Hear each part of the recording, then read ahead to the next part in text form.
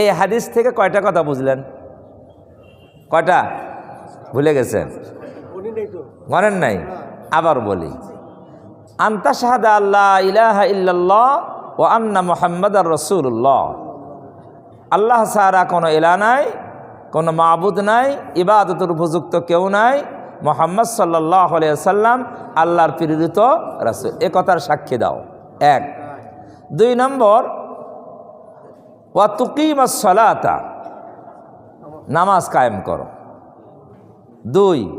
3 নম্বর, ওয়া তুতিয়াজ যাকাতা, যাকাত আদায় করো।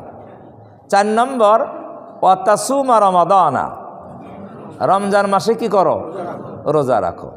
5 নম্বর, ওয়া তাহুজ্জাল বাইতা ইন ইসতাতা'তা ইলাইহি সাবিলা, বাইতুল্লাহ শরীফের কি করো?